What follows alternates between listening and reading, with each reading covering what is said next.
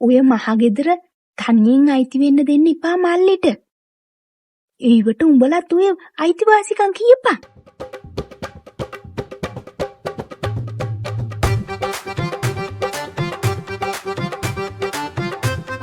තරම් කොහේ පොලේ යන මිහාටවත් ගියා නැහැ.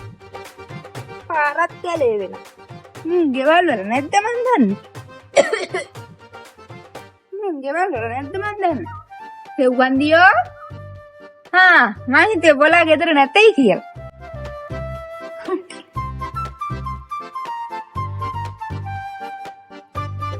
හම්මේ බොලේ. මම මේ සිරියලේ පැත්තට යන්න ආවේ.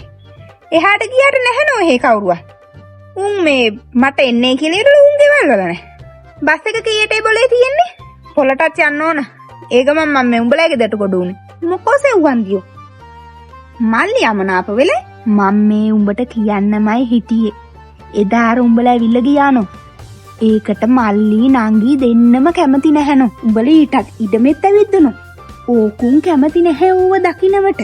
මල්ලි එහෙම කියන්නේ? මල්ලි එහෙම කියන්නේ නෙමෙයි. පුංචි අම්මට ආයුබෝවන්ඩ කියන්නේ මේ ඇස් දෙක පල්ලා සහතික ඇත්ත මං කියන්නේ. මම මේ උඹලා අමනාප හින්ද කියනෝ නෙමෙයි. ඕකුන් මහ එක විදියක්. ඔය සල්ලි තියාගෙන නැත ගන්න. උඹලා ආවට අර මල්ලි බඳපු එකේ තේ ඩිංගක්වත් දෙනවයි. සෙව්වන්දියෝ බැන්දට පස්සේ ඉතින් සහෝදරකම් නෑ. මම මේ මගේ ඇස් දෙක සහතිකයට කියන්නේ. මං දැකපුවයි අහපුවයි. මට හිතිච්චයි. මම මේ උඹලා කොටෝනවයි කියලා නම් හිතන්න එපා බෝලේ. උඹලට මං කිව්වා. මල්ලි ගෙනාපු පවුල ඔලුඩින් තියා ගන්නකොට බස්ස ගන්න බැරි වේවිය කියලා. අපිට ඉතින් කොහෙද පයට පෑගෙන රැවුල නැහැනු. උඹලයි මල්ලි මාත් එක්ක ඩිංගා හිත හොඳ නෑ තමයි.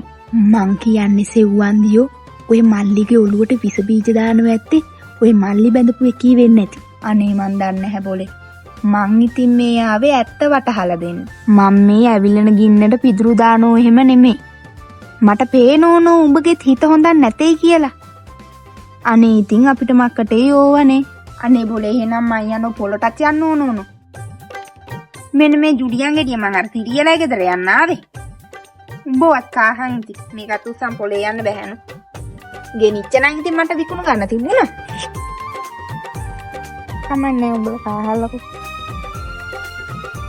මං යනෝ එහෙනම් හොඳේ. උඹ මං කියපුවා එහෙම මේ මල්ලිත් එක දොඩනෝ එහෙම නෙමෙයි හොඳේ. මං යනවා බොල්.